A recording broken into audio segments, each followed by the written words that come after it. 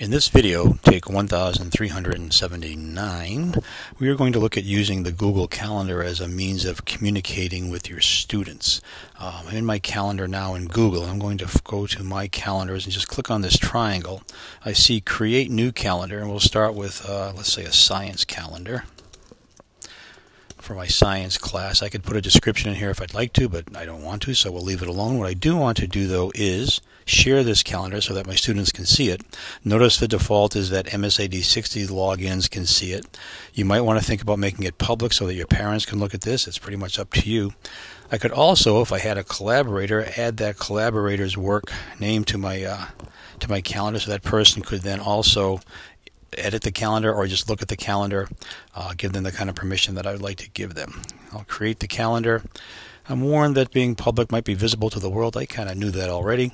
And here we are back at the calendar. Let's leave this alone for now and look at how we could put this calendar onto a web page. So here I have my class web page, and I'm going to make a new page just for this calendar. We'll call it calendar page. We are into the creative mode today. And here we go. To insert the calendar on the page, it's simply a matter of being in edit mode. If you see the save button, you're in edit mode. I'm going to click insert and go over and pick calendar. And you'll never guess which calendar I'm going to pick. Yep, you got it, the science class. There we go, select it.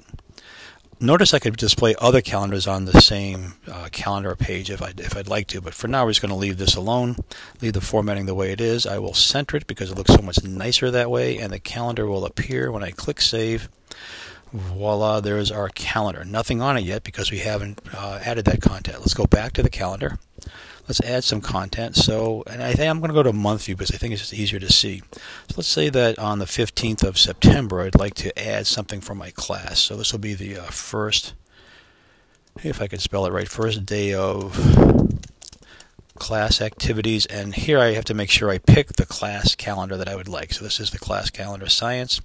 We'll create it. Notice I have the class there. If I double click on it, I can add more information. My description can be anything I'd like to say. I'll tell my students what we'll be doing.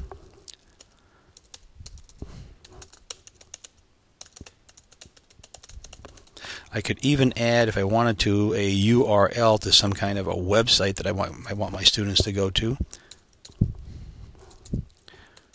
We'll just use Google because I have nothing creative in my mind at this moment. And I could add an attachment if I had work that I wanted my students to do. Now, the attachments can come from Google Docs if I click on my drive, or my collections if you were there. And I can just pick any kind of a document and it'll attach immediately. I could also attach a document, something that I might have on my computer. I could upload it from my computer and attach that as well. So let's just pick this randomly. It's on my computer, and now it's uploading into the Google Doc world, and there both attachments are.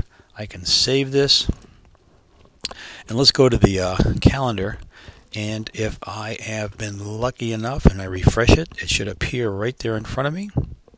And there it is. My students would simply double click on the event.